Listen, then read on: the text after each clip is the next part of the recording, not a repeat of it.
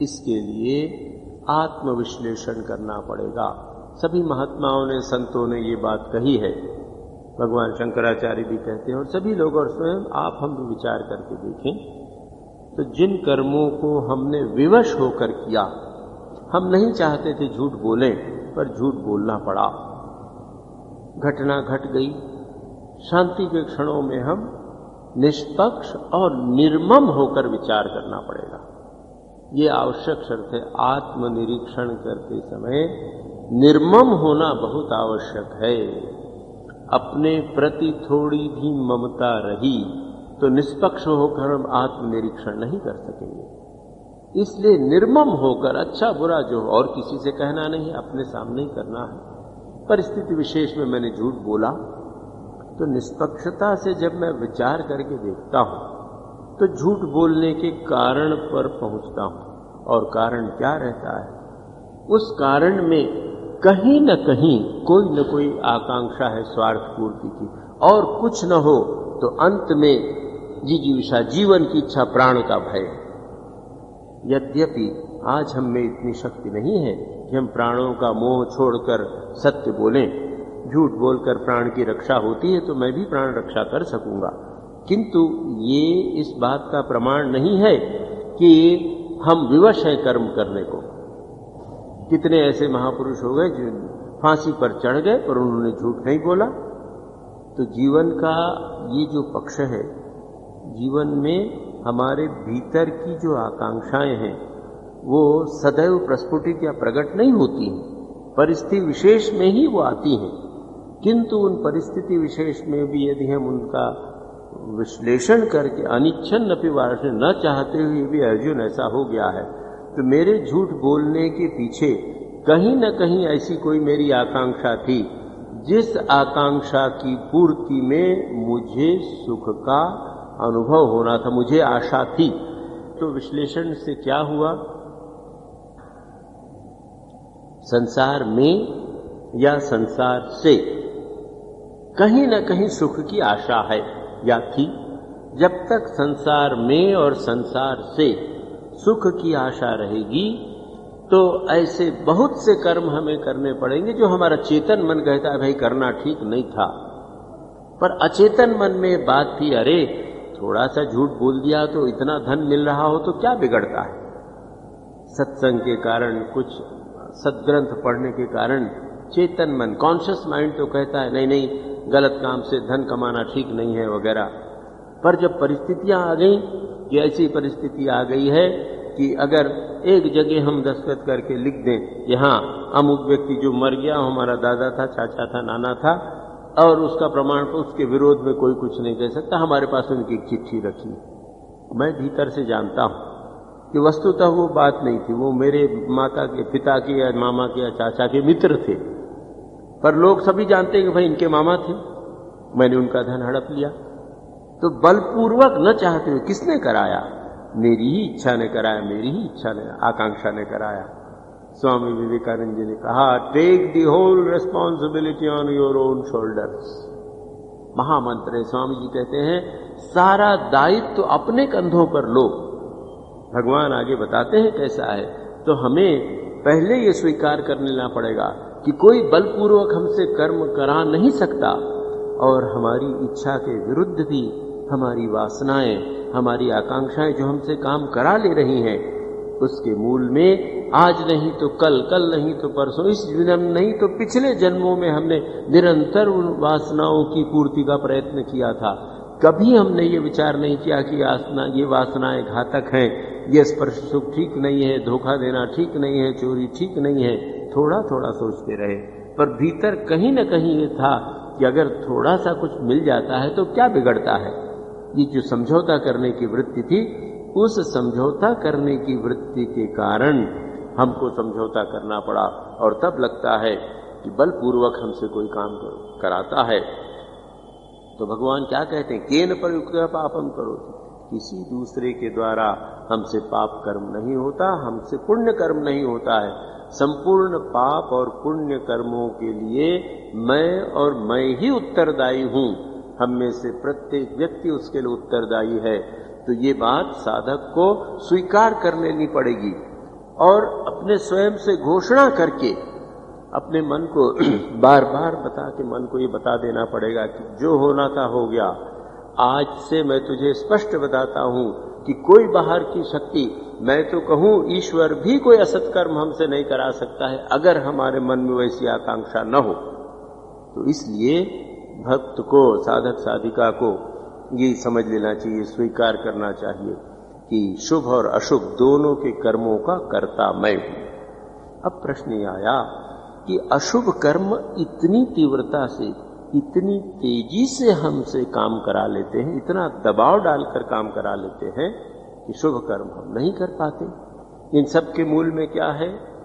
37वें श्लोक में भगवान उसका उत्तर दे रहे हैं। काम एष क्रोधेश रजो गुण समुद्भवः महाशनो महापाप्मा विद्येन मिह वैरिणम।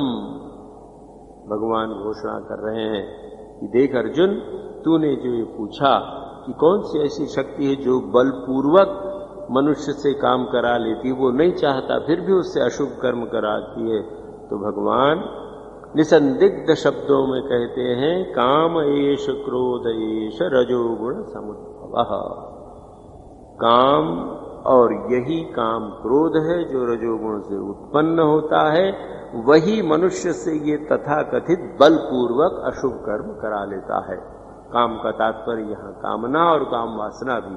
तो कामनाएं, जीवन में जो विभिन्न प्रकार की इच्छाएं हैं, वासनाएं हैं, ये इच्छा और वासनाएं ही हमें ऐसा लगता है कि बलपूर्वक हमसे कर्म करा रही हैं, किंतु हमारे जीवन में, चाहे इस जीवन में या गत जीवन में, ऐसा अवसर अवश्य था जब हमने ही इन वासनाओं को निमंत्रित किया, हमने उनको पोषण दिया और उनको पोषण करके पुष्ट किया।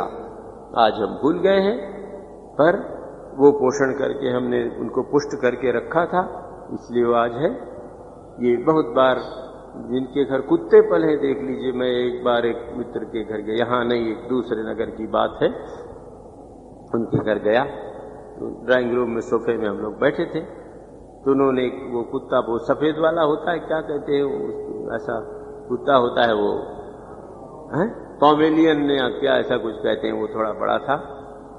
तो मैं यहाँ सामने बैठा था, मेरे सामने वो सज्जन बैठे थे, उनकी धर्मपत्नी थी, बच्चियां थी।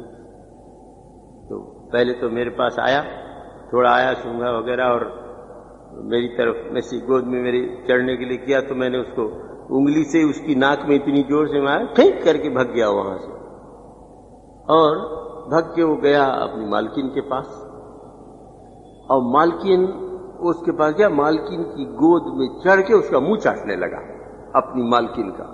अब वो उसको हटाए और वो उसको मालिक हटाया, तो मालिक का मुंह चाटने लगा, वो उसको उसकी नाक में लगा हुआ शायद उसको ऐसा मार दिया उसकी नाक में, तो वो मुंह चाटने लगे। अब उसकी जो मालकिन थी, कहने महाराज क्या बताए, देखिए ना इतना मार दिया, मुंह चाटती है हमेशा। अब मैंने कहा बेटी क्या करोगे, वो तो देख ही रहा हूं, तुम्हारा भी मुंह चाट रही, उसका मुंह चाट रही, पर ये मुंह चाटना आज ही शुरू। अरे नहीं महाराज, आज क्या, जब से पाल रहे तब से मुंह चाट रही। हाँ, यही मैं तुमसे कहना चाहता था कि जब से पाल रहे तब से मुंह चाट रही है। ये अनिच्छन्न पिवाश्रेय, बिना इच्छा के नहीं है। एक समय था हम चाहते थे कि कुत्ता, हम ये अच्छा है कि बुरा है ये मैंने आपसे नहीं कह रहा हूं, अगर हमको ऐसा लगे कुत्ते से मुंह चटाना चाहिए तो जरूर चटाएं, उसमें अच्छाई बुराई तो अपने अपने निर्णय करना है। पर अब आप ये देखिए, अब वो कहे ये कुत्ता जबरदस्ती करता है, मानता है, कैसे जबरदस्ती करता है भाई, जिस दिन पालना शुरू किया था उसी दिन से अगर उसको जिस तरह नाक में मार देते तो मुंह चाट सकता था। तो आज जो वासनाएं हैं, जो इच्छाएं हैं, बलपूर्वक हमसे करा रही हैं, और शरीर मन सब कुछ नष्ट हो रहा है। कितनी ऐसी आदतें, कितने ऐसे अभ्यास। हमारे एक बहुत परिचित मित्र हैं बेचारे, तो 50 बार उनको सबको, आपको हमको मालूम है कि ऐसा व्यवहार करने से, भाई सिगरेट पीने से बहुत खांसी आएगी, उससे लंग कैंसर भी हो सकता है, बहुत तंबाकू खाने से जीभ में कैंसर हो सकती है, वगैरह वगैरह, पर हम उसको करते रहते हैं। और आप सोचकर देखिए, ये अब हमको सिगरेट पी रही है, पर एक दिन तो हमने उसको पीना शुरू किया था। आज जो हमको पी रही है, पर एक दिन तो ऐसा था। तो भगवान ये जो कहते हैं ये समझ लो।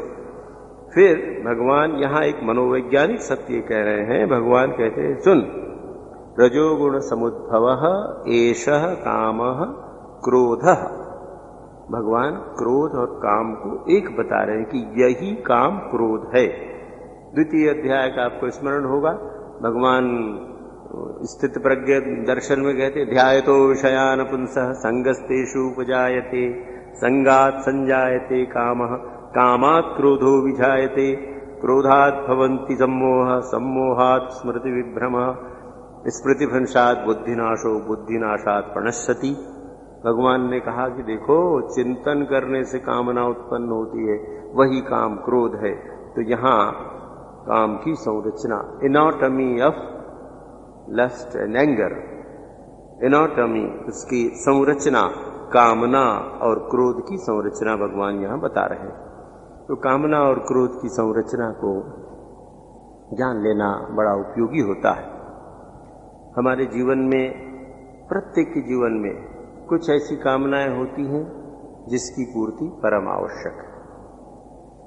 साधक साधिका के जीवन में कुछ ऐसी कामनाएं होती हैं, आती उत्पन्न होती हैं, जिनको दूर करना परम आवश्यक है। और तीसरी ऐसी कामनाएं हैं जिनकी पूर्ति असंभव है। तो तीनों को हमें पहचान के रखना चाहिए कि जीवन में कुछ ऐसी कामनाएं हैं जो बिल्कुल असंभव हैं, पर मन में उठती रहती हैं, तो उसको विचार के द्वारा, सत्संग के द्वारा, विवेक के द्वारा दूर कर देना चाहिए कि नहीं भाई, क्या करना है, क्यों। अब ये असंभव कामनाओं में घूमने वाले बहुत से लोग आते रहते हैं, आप लोगों से भी कभी कहीं भेंट होती हो। वो दुनिया भर के इन चक्करों में पड़े हैं। कहीं से मेरे पास भी कभी कभी आते हैं, कोई छपी हुई किताब ले आते हैं, कोई मैगजीन ले आते हैं, महाराज ये ऐसी किताब है, इसमें ऐसा लिखा है। एक सज्जन ले आए, मुझे दिखाने लगे, वो अंगूर कल्प, अंगूर के रस से फलाना उसी खाओ, ऐसा खाओ तो उससे ऐसा कायाकल्प हो जाएगा। क्या कायाकल्प हो जाएगा? तो उसमें ऐसा सब लिखा था कि अगर आप 60 साल के हो, इसको करें तो आप 30 साल की उम्र के हो जाएंगे। माने शरीर 60 साल पुराना रहेगा, शक्ति आपकी 30 साल जैसे सबको आपको आ जाएगी। तो मैंने कहा भाई बहुत अच्छी बात है, हम तो ऐसा चाहते हैं कि कैसे 60 से 80 में जल्दी पहुंच जाएं, तो हम धन्य है, तुम्हारा अंगूर तुम रखो। तो हाँ महाराज इसमें ऐसा लिखा है। और कहने लगे आपकी क्या सलाह है? मैंने कहा भाई मेरी सलाह तो कुछ नहीं है, अगर सलाह मुझसे पूछते हो तो ऐसी व्यवस्था कर दो तो अच्छा ही। वो अंगूर का रस हमारे सब ब्रह्मचारी लोग साधु पिएंगे, वे स्वस्थ रहेंगे लड़के। तो देखिए इसके पीछे क्या है, वासनाओं का मोह। क्यों 60 वर्ष की उम्र में आप 30 वर्ष की होना चाहते हैं? सिवा वासना की प्रेरणा और कोई है मूल में? केवल भोग की प्रेरणा है, उसके अतिरिक्त और कोई प्रेरणा नहीं। तो ऐसी असंभव इच्छाओं को, कल्पनाओं, आकांक्षाओं को साधक साधिका को तत्काल त्यागना चाहिए कि नहीं भाई, बिल्कुल गलत बात है, ऐसी कामना का हम पोषण बिल्कुल नहीं करेंगे। तो एक सीढ़ी हमने कर ली, हमारी एक विजय हो गई। दूसरी, जीवन में सामान्य स्वस्थ रहने की आकांक्षा अवश्य रखनी चाहिए। प्रत्येक साधक और साधिका को स्वस्थ रहने की आकांक्षा रखनी चाहिए, स्वस्थ रहने का प्रयत्न करना चाहिए। इसलिए कि बिना स्वस्थ शरीर के हम भगवान का नाम भी नहीं ले सकेंगे। तो स्वस्थ रहने की आकांक्षा रखना चाहिए। स्वस्थ रहने की आकांक्षा और भोगक्षम होने की आकांक्षा अलग अलग बात है। कि जितनी शरीर मेरी शक्ति रहे कि मैं बहुत भोग कर सकूं, ये स्वस्थ रहने की आकांक्षा नहीं। युक्त आहार विहार है, जिस आहार विहार से मैं स्वस्थ रह सकूं शरीर और मन से, उतने आहार विहार का मैं सेवन करूंगा। संसार में गृहस्थ का अपना कर्तव्य है, ब्रह्मचारी का अपना कर्तव्य, सन्यासियों का अपना कर्तव्य, अपने अपने आश्रम के अनुसार, अपनी अवस्था के अनुसार। गृहस्थ धर्म में भी मर्यादाएं हैं, सन्यासी के जीवन में भी मर्यादाएं हैं। तो मर्यादा पूर्वक स्वस्थ रहने की आकांक्षाओं की अवश्य पूर्ति करना चाहिए।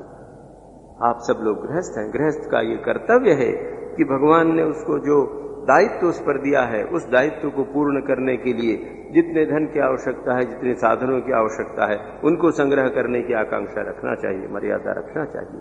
तो ऐसी कुछ आकांक्षाओं की पूर्ति जीवन में परम आवश्यक है।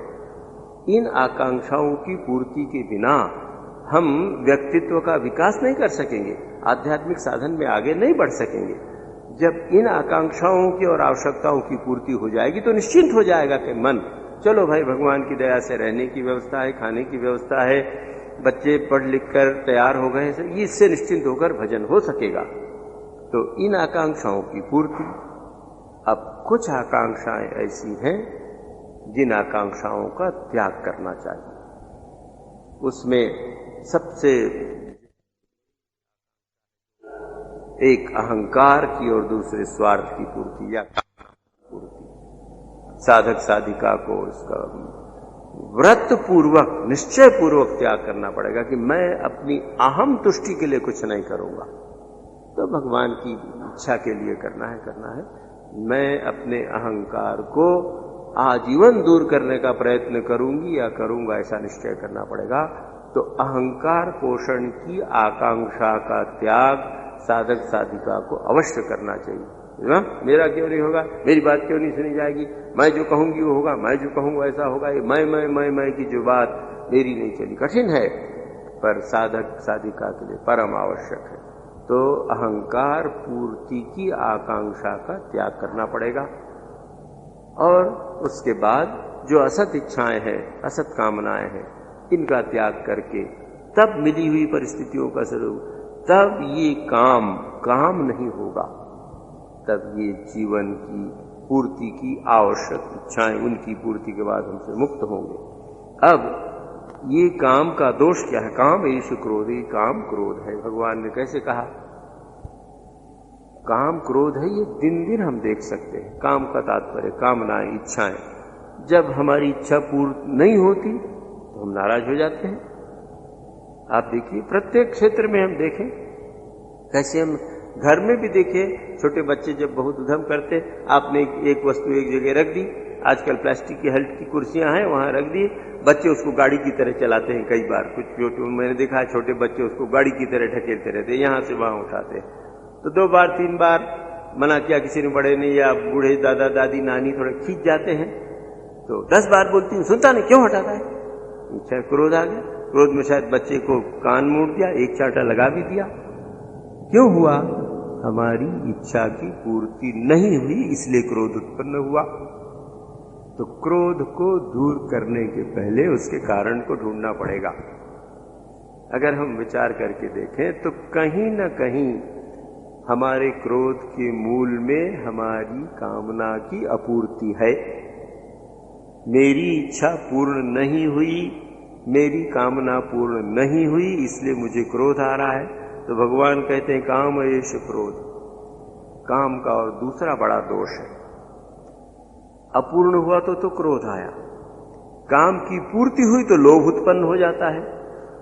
यानी बहुत अच्छा लगा रसगुल्ला का, तो दूसरी बार भी उसके खाने का इंतजाम करें। तो कामना की पूर्ति से लोभ, कामना की अपूर्ति से क्रोध। तो कैसे बचा जाए? तो कामना की पूर्ति की आकांक्षा नहीं, कामना की अपूर्ति की आकांक्षा है। तो जीवन में जितना आवश्यक है उतनी उसकी पूर्ति करने के बाद उसकी निवृत्ति, और ये निवृत्ति विचार के बिना नहीं हो सकती।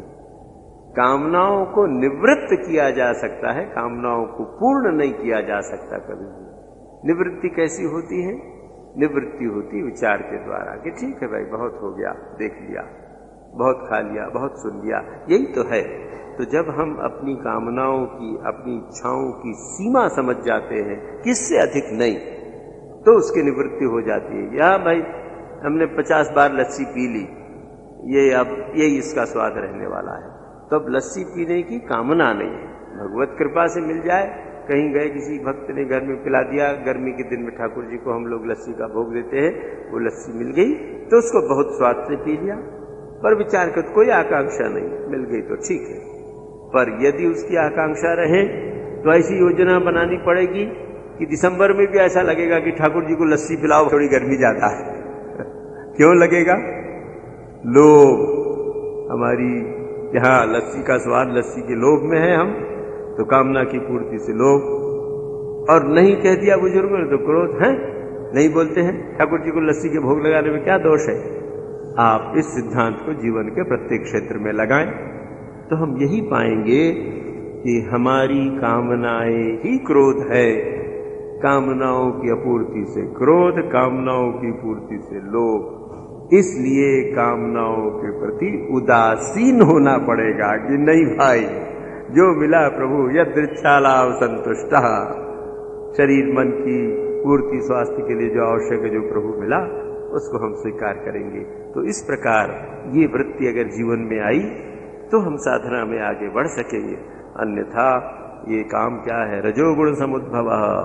आगे जो विशेषण भगवान लगाते, महाशना महापाप्मा विद्येन्य वैरिणम। इस आध्यात्मिक जीवन का सबसे बड़ा शत्रु अगर कोई है तो ये काम है। आगामी रविवार भी मैं आपकी सेवा में उपस्थित रहूंगा, आगे इसकी चर्चा होगी। आप सब लोग आगामी रविवार सादर आमंत्रित हैं। आज यही समाप्ति के पूर्व अभी से एक सूचना दे रखूं, अभी देरी है।